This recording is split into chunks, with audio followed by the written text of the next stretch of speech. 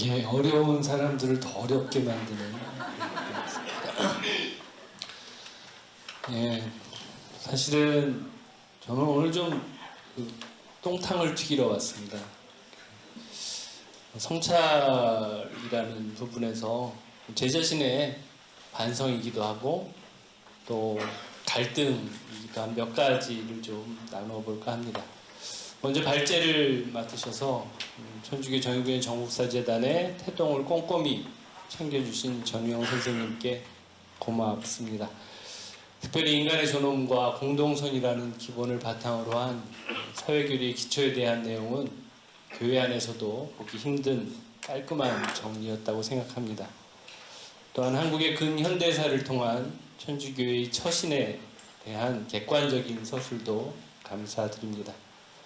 사실 교회는 교회 건물이나 교회 재산, 고위 성직자만 건드리지 않으면 별 반응 없이 넘어간다는 것이 교회 밖 사람들의 일반적인 생각이기도 합니다.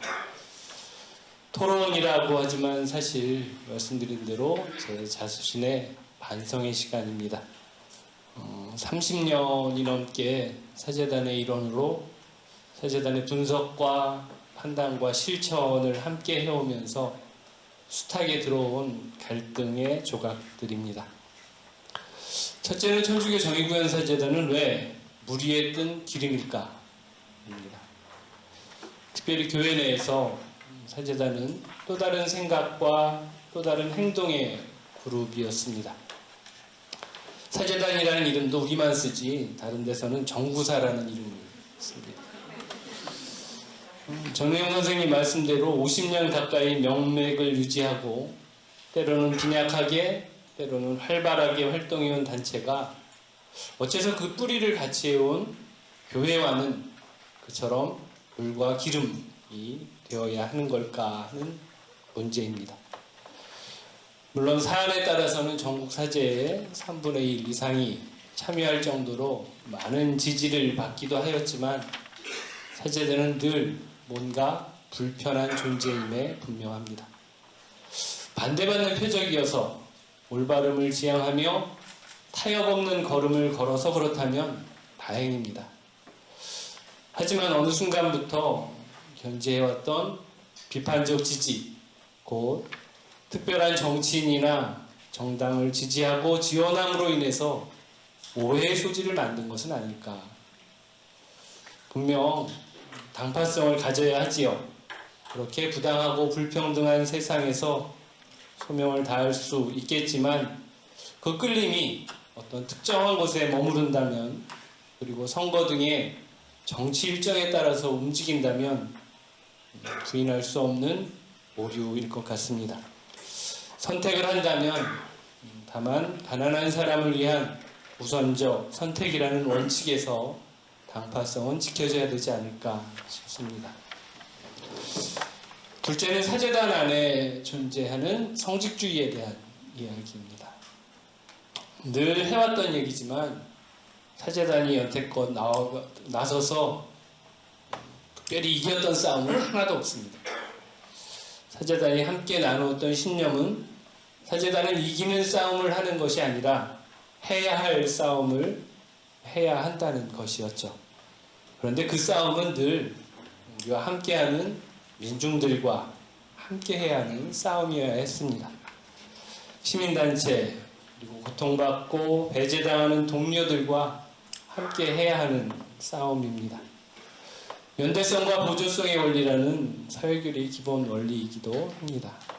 앞장서서 제시하고 총괄하기보다는 연대하고 후원하고 지지하는 모습이 더 본 모습에 가깝지 않을까 싶습니다.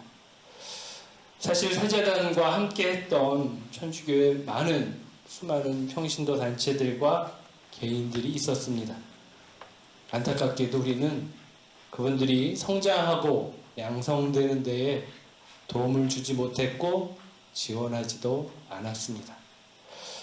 교회가 성직주의에 쌓여서 평신도를 존중하지 않고 양성하지 않았다는 비판을 받는 데에는 사재단도 역시 피해갈 수 없을 것입니다.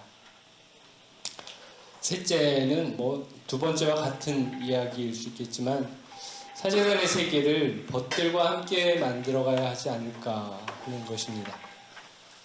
선거 결과에 따라서 집권 정당의 성향에 따라서 움직이는 사제단이 아니라 사제단이 갖고 있는 복음의 꿈을 함께 만들어 나가야 하지 않을까. 물론 이 자리에는 모든 선의의 벗들과 함께하는 과정도 포함되어야 합니다. 이 자리를 준비하는 기쁨과 희망 사목연구소의 과업이기도 할 것입니다.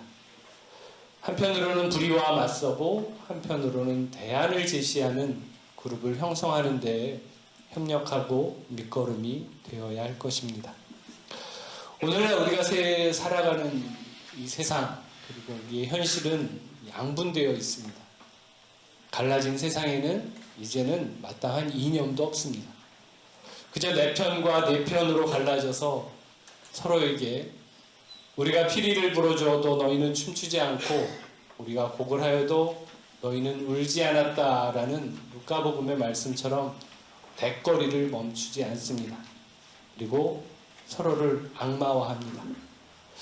무조건 아니야 아니야를 외치는 이 세상에서 어느 한편에 손을 들어 승리의 기쁨을 맛보기보다는 모두가 구원되기를 바라시는 하느님의 정신이 펼쳐질 수 있는 방법을 또한 강구해야 하지 않을까 싶습니다.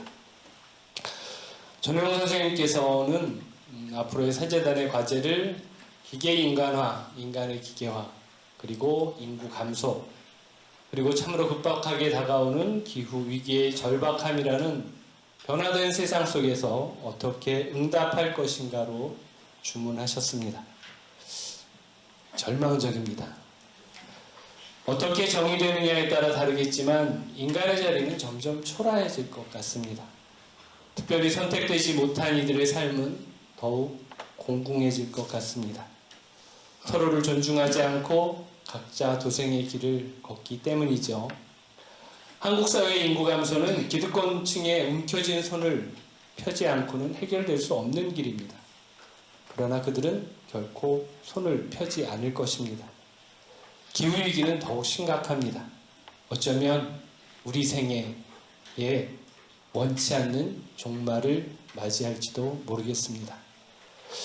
하지만 다급할수록 발등에 불을 끄는 데 급급할 것이 아니라 더 넓은 전망을 바라보고 모두가 함께 살아가는 길을 찾으며 불의한 폭력에 희생당하는 이들을 돌보고 고통받고 절규받는 이들의 곁을 지키며 형제를 나누며 살아가는 것이 사제단의 과제요 소명일 것 같습니다.